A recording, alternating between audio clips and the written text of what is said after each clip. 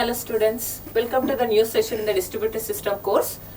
This session is about naming identifiers, address specifiers and all. Along with this we also be knowing about the types of naming conventions. So let us see the outline first of all, which we are going to discuss in this today's session. So first part of today's session will be, you will be knowing about the naming identifiers and the address. Later in the second part of this, you will be knowing the types of naming. So there we will be having three types of naming conventions. So they are unstructured, structured and attribute based. So these namings are important to us to know about how we are giving the names of each and every computer or else each and every domain name which we are giving in the Google. And also we have to know how we are communicating with different types of web pages with some name called ABC dot, so I mean www.abc.com. So what is this ABC? Why ABC is called as a naming under this? So as we are communicating with n number of distributed systems, the course itself is saying we are going to communicate with n number of systems which are distributedly connected. So for this kind of things we should know the naming conventions. So first of all, let us know what are names. We are discussing about this every time. What is a name every time. So name in a distributed system is nothing but a string, means a bit of characters, or else we will be having a group of characters which we are combinedly we will be calling as a string. So this string we are going to refer that as an entity, right? So entity is nothing but again which we are going to utilize in the real-time systems. So in the real-time systems means what we have named to our web page, what we have named to our system, what we have named to a mobile device. So everything will be in the form of a name in the distributed system. So the whatever the name we are mentioning over there, so that is called as an entity in the practical way. Now, what are the example devices which we are going to connect every time? So here we are going to connect with printers, disk, any host we can call. Every web page is called as one of the component which we are going to communicate. Every file which we are going to name will be a component over there. Thus, we should have a strong entity. So entity is nothing but again a name. So name is nothing but a group of characters. Now, in this we are going to communicate a name with respect to an access point. So here an access point is nothing but how we are accessing to a particular source. So from where we are connecting. So that is called as an access point. Access point itself a device which will be called with respect to an address. Right. So this access point will be having all the resources connected to them. So with that access point we are going to communicate with all the resources which we have. So all the resources means again all the devices. So this is all about the naming, identifier and entity and the address. So address is nothing but a name, and address is nothing but the name of the access point which we are going to communicate. Right. So here we will be having all the devices with some ID and with some names. Right. So all the access point names which we are going to handle in the IP generation is nothing but the access point is called as an address, right?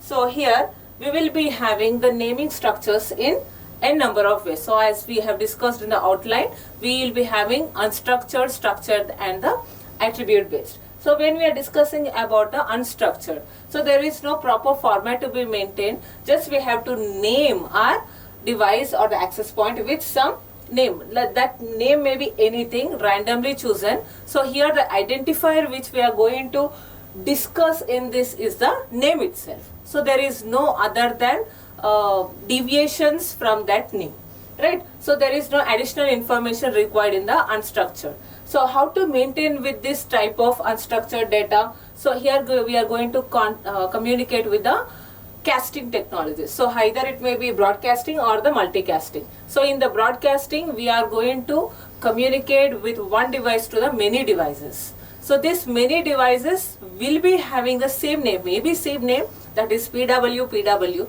So wherever we have that PW will be communicated with this data. Multicasting is nothing but Many to many is possible in the multicasting, right?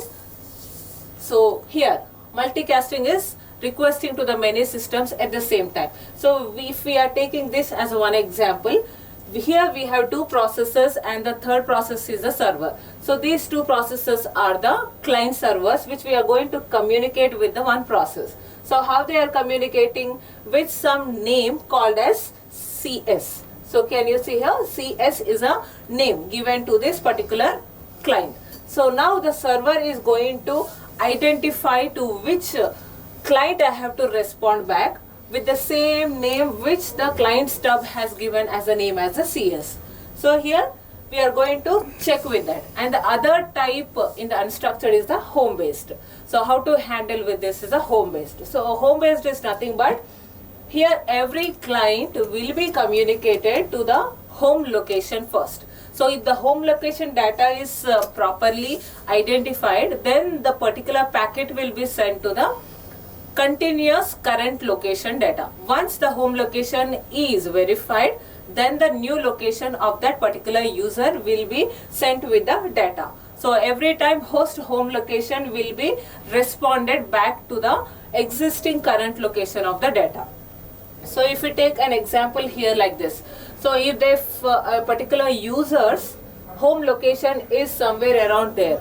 Now when a packet is sent, immediately it will be finding to its home location. So when the home location gives back, traces back that this is the proper data, then the current location data of that particular home location will be giving the verification, right? So from here the packet will be sent to the client location. If the client has moved from here to here, again the data will be sent back to the host location, right? So wherever the host is identified in the mobility sequence, first sequence is nothing but they have to identify where the home location is first. If the host home location gives request back to the current location, then the current location movement is also will be accepted with the data, right? So this is all about the unstructured. Now moving to the structured data. So structured naming is nothing but here we will be following a particular sequence. So sequence in the form of hierarchy format.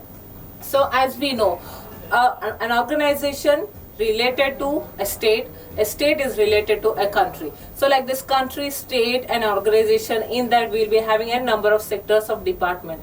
So this is an hierarchy will be followed up. So the naming must be in a hierarchy format. So if there is a hierarchy format, the data will be properly sent to each and every host location correctly. If the data in the unstructured way, it may not be as efficient as in the structured, because the names are same, uniquely given, even though if the name is same in a number of devices, to all the devices we will get the data. Whereas in the structured, the name is same also, it will search for its hierarchy first of all. If the hierarchy fails at one point, immediately the data will be trashed out and the packet will not be sent to that data. So that is the reason the hierarchy is maintained in the structured data. Here the namespace which we are going to consider is the domain name. So domain name again is nothing but a domain name server or else a domain name service. Okay, so here domain name system, DNS, a domain name system is also called as a domain name server also. So here DNS will be mapping to the IP address every time. So whatever the name I am giving, so let us give my organization name as ABC. Now this www.abc.com will be given with one address, so that address is called as the IP address. Every time this IP address will be striking if we are calling that domain name. So that is what we are doing practically every day. See here, if we type so and so URL, I mean the IP address, you will be connecting to its browser. So let us assume that this URL will be belonging to google.com, but we never know that what is the IP address of google.com. Directly we will be connected with the google.com, but we never enter this. But if we enter this also, we will be connecting to the google.com. So that is what the importance of domain name server combinations, right? So now here name servers can be as rooted here in the hierarchy format. Every time the first root will be called as a root server. From here we can deviate to .in, .com, .organization. So our organization are India.in. So we can go with that domain name extension. Right? After that you will be communicated with all the devices. And the last one is a attribute based. See, attribute based is directly related with the directory services. So here hierarchical is fine, is accepted. At the same time, how attribute plus structure will be working in the attribute based, we have to see now. So here the main protocol which we are going to utilize is a LDAP. L is nothing but lightweight, D is directory access protocol. So how directory is nothing but a structure where we are maintaining hierarchy format. Now lightweight directory means how we are maintaining our data to a metadata format. Let us see here. See, if here we will be maintaining the attributes and we will be maintaining the abbreviations and we will be maintaining the value. Now if I give NL, so New Zealand, let us go for. So what is NL? Is a country, it's attribute. So what is its real factor? We are going to save at one point. Okay, if we are going with the computer science, what is computer science? Is an organizational a sector. I mean, it's a unit, it's a branch, right? So exact data will be available along with its attribute, right? So we will be calling country.nl. So NL is not deviated with some other null pointer kind of thing. It will be given directly as it's a country based data, right? So this is attribute based. We are maintaining every time this kind of data. So see here, CL. So country is New Zealand. In that the university is some O and OU is some of the organization. Computer science is a department, and then to that particular department computer network server we are connecting. So the attributes are properly stated over there. So this is about attribute based naming, right?